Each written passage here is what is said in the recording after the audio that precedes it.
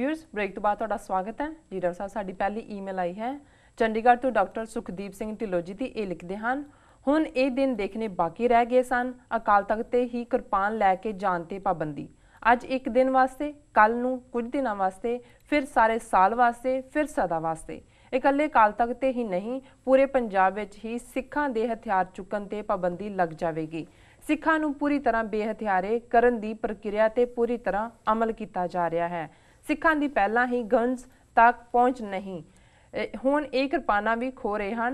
सिख बिल्कुल शक्तिहीन हो जाएंगे, पूरी तरह गुलाम। ये गुलाम सिपाही स्लेव सोल्जर्स भी नहीं बन सकणगे। जिहड़ी सब तो ज़्यादा दिल नूं दुख देण वाली गल है वो ये है कि सिख ही सिख नूं बेहथियारे कर रहा है। गुलाम जैनीयत विके हुए भारत सरकार दे टोडी बच्चे सिख कौम नूं दशमेश पिता वालों दिता गया गुलामी दे संगल कट्टण वाला ये तोहफा श्री साहिब सचैरे सिखां तो खोण लई पब्बां पार हो गए हैं। जड़ा काम मुगल अफगान ते अंग्रेज अपनी पूरी फौजी शक्ति ते टेढ़ियां चालां दा इस्तेमाल करके करन विच सफल नहीं होए सन, अज पगड़ीधारी अकाली सिख नहीं बादल के सिख करन जा रहे हैं। सिख कौम कुंभकर्णी नींद विचों कदों जागेगी जी। डॉक्टर साहब डॉक्टर सुखदीप सिंह ढिल्लों जी का बहुत शुक्रिया।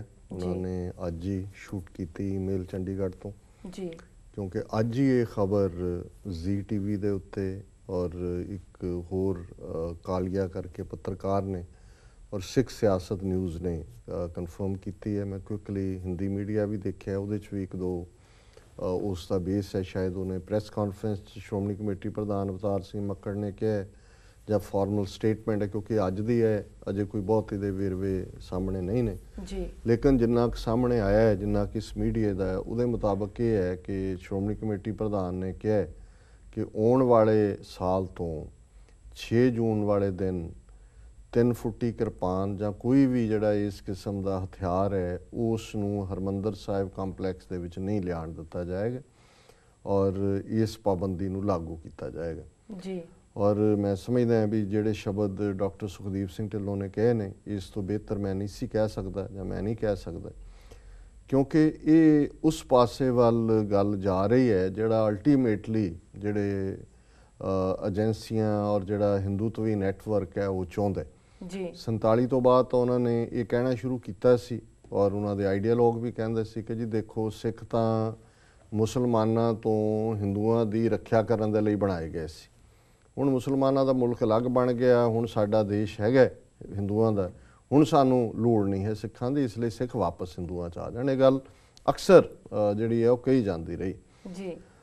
ਹੁਣ ਜਿਹੜਾ ਉਹ ਸਿੱਖਾਂ ਨੇ ਨਹੀਂ ਮੰਨੀ ਗੱਲ, ਮੰਨਣੀ ਜਿਹੜੀ ਹੈ ਉਹ ਉਸ ਨੂੰ ਤਾਂ ਉਹਨਾਂ ਨੇ ਕ੍ਰਿਮੀਨਲ ਟਰਾਈ ਬਣਾ ਕੇ ਸ਼ੁਰੂ ਕਰਾ ਦਿੱਤਾ ਸੀ ਮਨਾਉਣਾ। ਉਹਨਾਂ ਨੇ ਕਿਹਾ ਜੀ ਜੇ ਤੁਸੀਂ ਮੰਨਦੇ ਨਹੀਂ, ਪਹਿਲਾਂ ਤੁਹਾਨੂੰ ਕਾਨੂੰਨੀ ਤੌਰ 'ਤੇ ਹਿੰਦੂ ਬਣਾਉਂਦੇ, ਉਹ ਤਾਂ ਉਹਨਾਂ ਨੇ ਬਣਾ ਦਿੱਤਾ ਜਦੋਂ ਸੰਵਿਧਾਨ ਲਾਗੂ ਕੀਤਾ। फिर क्रिमिनल ट्राइब वाले सर्कल तो लैके जून 84 तक असी देखते हैं कि लगभग 37 साल बनते हैं। 37 साल उन्होंने शास्त्र का इस्तेमाल पूरा किया कि भी किवें सिखां नूं जज़ब किया जाए, उन्होंने जबान पंजाबी उन्होंने गवारों की भाषा ना किया, पर गल बनी नहीं। फिर उन्होंने फुल स्केल क्या भी मार दो, उन्होंने ढा दो, उन्होंने अकाल तख्त ढा दो, कढ़ लो पंजाब च इन्हों के जवान सारे मार दो जी। हुण उहदे बावजूद भी सिक्खी जिहड़ी है वो प्रफुल्लत बेशक बाहरले मुल्कां 'च अज असीं गल करते हैं, पर साडा इशू अगे गया। उन्होंने अंदाज़ा ला लिया भी ये मारिया नहीं मरना इन्होंने, उन्होंने कहा भी ड्रग्स नाल मारो। वो फार्मूला जिहड़ा चीनियां ते आस्ट्रेलियंस ते मॉरीज ते नेटिव अमेरिकनस ते इस्तेमाल होया वो काफ़ी हद तक उहदे च कामयाब ने। 60-70% यूथ नूं उस पासे ला दिता जी।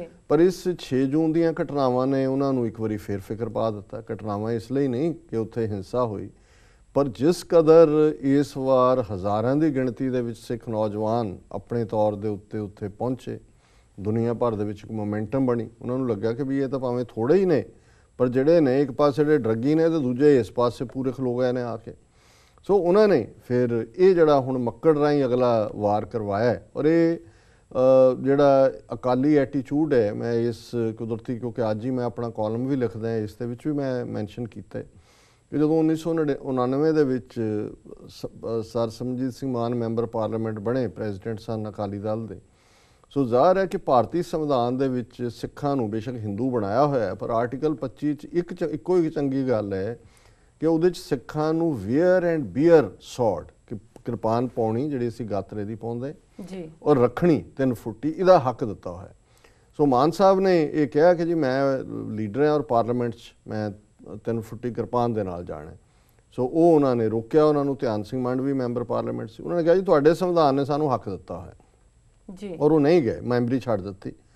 ਉਸ ਵੇਲੇ ਵੀ ਹਾਲਾਂਕਿ ਚਾਹੀਦਾ ਤਾਂ ਇਹ ਸੀ ਕਿ ਸਾਰੀ ਕੌਮ ਔਰ ਅਕਾਲੀ ਲੀਡਰਸ਼ਿਪ ਜਿਨ੍ਹਾਂ ਦਾ ਆਧਾਰ ਹੀ ਅਕਾਲੀ ਸ਼ਬਦ ਕਿੱਥੋਂ ਆਇਆ, ਅਕਾਲੀ ਬਿਨਾਂ ਤਲਵਾਰ ਤੋਂ ਤਾਂ ਨਹੀਂ ਹੈ, ਜੀ, ਜੀ, ਸਿੱਖੀ ਦਾ ਆਧਾਰ ਹੈ, ਕਿ ਉਹ ਡਿਫੈਂਡ ਕਰਦੇ। ਉਦੋਂ ਟੌੜੇ ਨੇ ਜਿਹੜਾ ਪ੍ਰਧਾਨ ਸੀ ਸ਼੍ਰੋਮਣੀ ਕਮੇਟੀ ਦਾ, ਬੜੇ ਵਿਅੰਗ 'ਚ ਕਿਹਾ ਸੀ ਕਿ ਜੀ ਮਾਨ ਨੇ ਕਿਹੜਾ ਅੰਦਰ ਗੱਤਕਾ ਖੇਡਣਾ ਸੀ, ਪਾਰਲੀਮੈਂਟ 'ਚ ਵੀ 3 ਫੁੱਟੀ ਕਿਰਪਾਨ ਲਿਜਾਣੀ ਸੀ ਜੀ। ਸੋ ਇਹ ਜਿਹੜੀ ਇਹਨਾਂ ਦੀ ਸਮਝੌਤਾ ਕੌਣ ਲਾਈਨ ਸੀ ਜਾਂ ਸਿੱਖਾਂ ਨੂੰ ਬੇਹਥਿਆਰੇ ਕਰਨ ਦੀ, ਜਿਵੇਂ ਡਾਕਟਰ ਢਿੱਲੋਂ ਨੇ ਕਿਹਾ ਕਿ ਹੁਣ 1 ਦਿਨ ਲਈ ਪਾਬੰਦੀ ਸ਼ੁਰੂ ਹੋਈ ਹੈ, ਫਿਰ 1 ਮਹੀਨੇ ਲਈ ਹੋ ਜਾਏਗੀ, ਸਾਲ ਲਈ ਹੋ ਜਾਏਗੀ, ਪਰਮਾਨੈਂਟ ਹੋ ਜਾਏਗੀ। ਵੀ ਗਨ 'ਚ ਤਾਂ ਹਥਿਆਰ ਤਾਂ ਪਹਿਲਾਂ ਹੀ ਲਏ ਹੋਏ ਨੇ ਸਾਡੇ ਤੋਂ, ਤੁਹਾਨੂੰ ਨਵੇਂ ਕੋਈ ਲਾਇਸੈਂਸ ਨਹੀਂ ਮਿਲਦੇ, ਕੋਈ ਆਧਾਰ ਨਹੀਂ ਹੈ। ਹੁਣ ਜਿਹੜਾ ਮਾੜਾ ਮੋਟਾ ਕਿਰਪਾਨ ਦੇ ਨਾਲ ਤੁਹਾਡਾ ਜਿਹੜਾ ਹੱਕ ਹੈ, ਜਿਹਦੇ ਲਈ ਸਿੱਖਾਂ ਨੇ ਕਦੇ ਮੋਰਚਾ ਲਾਇਆ, ਕਿਰਪਾਨ ਬਹਾਦਰ ਬਣੇ। ਔਰ ਇੱਕ ਇਹਦੇ 'ਚ ਇਹਨੂੰ ਦਿਲਚਸਪ ਗੱਲ ਕਹਾਂ, ਜਾਂ ਕੰਵਰ ਸੰਧੂ ਜਿਹਨੇ ਟ੍ਰਿਬਿਊਨ ਦੇ ਵਿੱਚ ਜਦੋਂ ਆਰਟੀਕਲ ਲਿਖਿਆ, ਜਿਹਨੂੰ ਅਸੀਂ ਰੀਬਟਲ ਦਿੱਤੀ ਆਪਣੇ ਪ੍ਰੋਗਰਾਮ ਦੇ ਵਿੱਚ, ਉਹਨੇ ਇੱਕ ਗੱਲ ਕਹੀ ਸੀ, ਇਹ ਜੋ 6 ਜੂਨ ਨੂੰ ਹੋਇਆ, ਇਹ ਜਿਹੜਾ ਹੱਕ ਮਿਲਿਆ ਹੋਇਆ ਕਿਰਪਾਨ ਦਾ, ਇਹ ਸਿੱਖਾਂ ਦਾ ਜਾ ਸਕਦਾ। ਹੁਣ ਉਹਨੂੰ ਖਬਰ ਸੀ ਕੋਈ ਪਹਿਲਾਂ, ਜਾਂ ਉਹਦਾ ਸੁਜੈਸ਼ਨ ਤੋਂ ਇਹਨਾਂ ਨੇ ਇਹ ਗੱਲ ਪਿਕ ਕੀਤੀ ਕਿ ਜੀ ਕਿਰਪਾਨ ਖੋ, ਜਾਂ ਉਹਦੇ ਸੁਜੈਸ਼ਨ ਤੋਂ ਏਜੰਸੀਆਂ ਨੇ ਮੱਕੜ ਰਾਹੀਂ ਕੰਮ ਕਰਵਾਇਆ। ਪਰ ਕਿਤੇ ਨਾ ਕਿਤੇ ਇਸ ਮਾਮਲੇ ਦੇ ਵਿੱਚ ਕੰਵਰ ਸੰਧੂ ਦੀ ਜਿਹੜੀ ਲਿਖਤ ਹੈ, ਉਹਦੇ 'ਚ ਇਹ ਗੱਲ ਜ਼ਰੂਰ ਬਾਹਰ ਆਈ ਸੀ ਕਿ ਜੀ ਇਹ ਜੋ ਹੋਇਆ, ਇਹ ਤਾਂ ਹੱਕ ਦਿੱਤਾ ਹੋਇਆ, ਤੁਹਾਡੇ ਤੇ ਅਹਿਸਾਨ ਕੀਤਾ ਹੋਇਆ, ਜਿਹੜਾ ਤੁਹਾਨੂੰ ਦੇ ਕੇ ਇਹ ਹੱਕ ਵੀ ਖੁੱਸ ਸਕਦਾ। ਜੀ, ਜੀ। ਸੋ ਅਸੀਂ ਸਮਝਦੇ ਹਾਂ ਵੀ ਉਹ ਅਜੇ ਸਰਕਾਰ ਤਾਂ ਖੋਏਗੀ ਸੰਵਿਧਾਨ 'ਚੋਂ, ਉਹਨਾਂ ਨੇ ਜਦੋਂ ਮਰਜ਼ੀ ਕੱਢ ਦੇਣ, ਲੇਕਿਨ ਇਹ ਜਿਹੜਾ ਪਾਰਟ ਹੈ, ਇਹ ਮੱਕੜ ਦੇ ਨਾਲ ਸ਼ੁਰੂ ਹੋ ਗਿਆ ਕੰਮ ਜੋ ਇਹਨਾਂ ਨੇ ਕੀਤਾ। ਔਰ ਇਹਨਾਂ ਨੇ ਜਿਵੇਂ ਅਖੀਰ 'ਚ ਕਿਹਾ ਡਾਕਟਰ ਢਿੱਲੋਂ ਨੇ ਕਿ ਬਈ ਕੀ ਅਸੀਂ ਕੌਮ ਕੁੰਭ ਕਰਨੀ, ਨੀਂਦ ਸੁੱਤੀ ਰਹੇਗੀ। ਜਿਹੜਾ ਮੁੱਢਲਾ ਹੁਣ ਜੇ ਸਾਨੂੰ ਕਿਰਪਾਨ ਵੀ ਸਾਡੇ ਗਾਤਰੇ ਤੋਂ, ਔਰ ਸਾਡਾ ਹੱਕ ਜਿਹੜਾ ਹੈ ਵੇਅਰ ਐਂਡ ਬੀਅਰ, ਜਿਹਨੂੰ ਸੰਵਿਧਾਨ ਵੀ ਮੰਨਦਾ ਹੈ, ਉਹ ਅਕਾਲ ਤਖਤ ਦੇ ਸਾਹਮਣੇ, ਜਿੱਥੋਂ ਪਹਿਲਾ ਹੁਕਮਨਾਮਾ ਹੀ ਇਹ ਹੈ ਕਿ ਵਧੀਆ ਜਵਾਨੀ, ਵਧੀਆ ਘੋੜਾ, ਵਧੀਆ ਸ਼ਸਤਰ, ਜੀ, ਜੀ, ਬਾਹਰੋਂ ਕਿਰਪਾਨਾਂ ਨਾ ਲਿਜਾਣ ਦਿਓ, ਕਿ ਜਿਹੜੇ ਅਕਾਲ ਤਖਤ ਤੇ ਹਥਿਆਰ ਰੱਖੇ ਨੇ ਉਹਨਾਂ ਨੂੰ ਵੀ ਹੁਣ ਚੁੱਕਣ ਦਾ ਇਹਨਾਂ ਦਾ ਪ੍ਰੋਗਰਾਮ ਹੋਣਾ, ਕਿ ਪਿੱਛੇ ਕਿਤੇ ਤਹਿਖਾਨੇ 'ਚ ਰੱਖ ਦਈਏ। ਜਿਵੇਂ ਕਿ ਉੱਥੋਂ ਦਰਸ਼ਨੀ ਡਿਓੜੀ ਦੇ ਦਰਵਾਜ਼ੇ ਜਿਹੜੇ ਸੋਮਨਾਥ ਮੰਦਿਰ ਦੇ ਸੀ, ਉਹ ਚੁੱਕ ਕੇ ਗਾਇਬ ਕੀਤੇ ਹੋਏ ਨੇ, ਸਾਲ 1.5 ਸਾਲ ਹੋ ਗਿਆ ਜੀ। ਸੋ ਅਸੀਂ ਇਹ ਸਮਝਦੇ ਹਾਂ ਵੀ ਇਸ ਗੱਲ ਦਾ ਪੁੱਜ ਕੇ ਵਿਰੋਧ ਕਰਨਾ ਚਾਹੀਦਾ, ਇਹਨਾਂ ਦੇ ਮੂੰਹ ਕਾਲੇ ਕਰਨੇ ਚਾਹੀਦੇ ਨੇ, ਇਹਨਾਂ ਨੂੰ ਜਿਹੜਾ ਬਿਲਕੁਲ ਇਸ ਦੇ ਲਈ ਆਨਸਰੇਬਲ ਬਣਾਉਣਾ ਚਾਹੀਦਾ। ਅਦਰਵਾਈਜ਼ ਉਹਨਾਂ ਨੇ ਬਿਲਕੁਲ ਠੀਕ ਕਿਹਾ ਵੀ ਅਸੀਂ ਸਲੇਵ ਸ਼ੋਲਜਰ ਤਾਂ ਹਾਈ ਬਣੇ ਹੋਏ, ਜਿਹੜੇ ਉੱਥੇ ਫੌਜੀ ਨੇ, ਪੁਲਸੀਏ ਨੇ, ਪਰ ਸ਼ੋਲਜਰ ਤਾਂ ਬੰਦੂਕ ਨਾਲ ਜਾਂ ਹਥਿਆਰ ਨਾਲ ਹੁੰਦਾ। ਹੁਣ ਇਹ ਸਾਨੂੰ ਸਲੇਵ ਸ਼ੋਲਜਰ ਵੀ ਨਹੀਂ ਰੱਖਣਾ ਚਾਹੁੰਦੇ, ਉਹਨਾਂ ਨੂੰ ਇਹ ਲੱਗਦਾ ਵੀ ਇਹ ਸਲੇਵ, ਹੁਣ ਬੇਅੰਤ ਸਿੰਘ ਸਤਵੰਤ ਸਿੰਘ ਸਲੇਵ ਸ਼ੋਲਜਰ ਸੀ, ਲੇਕਿਨ ਉਹਨਾਂ ਦੇ ਅੰਦਰਲੀ ਅਣਖ ਜਾਗ ਕੇ ਇੰਦਰਾ ਗਾਂਧੀ ਨੂੰ ਸਜ਼ਾ ਯਾਫਤਾ ਕੀਤਾ। ਉਹਨਾਂ ਨੇ ਕਿਹਾ ਨਾ ਸਿੱਖਾਂ ਦਾ ਕੋਈ ਤਵਾਰ ਨਹੀਂ, ਇਹਨਾਂ ਨੂੰ ਭਾਵੇਂ ਜਿੰਨਾ ਮਰਜ਼ੀ ਗੁਲਾਮ ਬਣਾਏ, ਇਹਨਾਂ ਤੋਂ ਹਥਿਆਰ ਹੀ ਖੋਲੋ, ਇਹਨਾਂ ਦੇ ਗਾਤਰੇ ਕਿਰਪਾਨ ਵੀ ਨਾ ਰਹਿਣ ਦਿਓ। ਸੋ ਅਸੀਂ ਕੰਡੈਮ ਕਰਦੇ ਹਾਂ ਮੱਕੜ ਦੀ ਇਸ ਬਿਲਕੁਲ ਐਂਟੀ ਸਿੱਖ ਲਾਈਨ ਨੂੰ, ਔਰ ਅਸੀਂ ਇਹ ਆਸ ਕਰਦੇ ਹਾਂ ਵੀ ਸਿੱਖ ਕੌਮ ਇਸ ਇਸ਼ੂ ਨੂੰ ਜਿਹੜਾ ਸੈਂਟਰਲ ਇਸ਼ੂ ਬਣਾ ਕੇ ਇਹਨਾਂ ਦਾ ਮੂੰਹ ਕਾਲਾ ਕਰੇਗੀ। ਔਰ ਜਿਹੜਾ ਰਾਈਟ ਟਿਲ ਐਟਰਨਿਟੀ, ਉਹ ਅਕਾਲੀਆਂ ਨੇ ਤਾਂ ਮੋਰਚੇ ਇਸ ਗੱਲ ਤੇ ਲਾਏ ਹੋਏ ਨੇ ਕਿ ਕਿਰਪਾਨ ਦਾ ਸਾਈਜ਼ ਫਿਕਸ ਨਹੀਂ ਹੋ ਸਕਦਾ, ਔਰ ਉਹ ਅੰਗਰੇਜ਼ਾਂ ਨੇ ਮੰਨਿਆ ਕਿ ਸਿੱਖ ਕਿਰਪਾਨ ਦਾ ਕੋਈ ਸਾਈਜ਼ ਨਹੀਂ, ਲੇਕਿਨ ਇਹਦੇ ਬਾਵਜੂਦ ਇਸ ਕਿਸਮ ਦੀ ਕਰਤੂਤ ਜਿਹੜੀ ਹੈ ਇਹ ਅਨਪਾਰਡਨੇਬਲ ਹੈ, ਇਸ ਦੀ ਕੋਈ ਮੁਆਫੀ ਨਹੀਂ ਹੈ, ਔਰ ਇਹਨਾਂ ਨੂੰ ਇਹਦੇ ਲਈ ਆਨਸਰੇਬਲ ਬਣਾਇਆ ਜਾਣਾ ਚਾਹੀਦਾ। ਔਰ ਡਾਕਟਰ ਢਿੱਲੋਂ ਦਾ ਬਹੁਤ ਧੰਨਵਾਦ ਕਿ ਉਹਨਾਂ ਨੇ ਬੜੀ ਟਾਈਮਲੀ ਲਿਖਤ ਲਿਖੀ ਹੈ। ਜੀ ਬਿਲਕੁਲ ਡਾਕਟਰ ਸਾਹਿਬ, ਇਸ ਤਰ੍ਹਾਂ ਲੈਣੇ ਬ੍ਰੇਕ। ਵੀਅਰਸ ਤੁਸੀਂ ਇਸ ਤਰ੍ਹਾਂ ਬਣੇ ਰਹੋ, ਮਿਲਦੇ ਹਾਂ ਕਮਰਸ਼ੀਅਲ ਬ੍ਰੇਕ ਤੋਂ ਬਾਅਦ।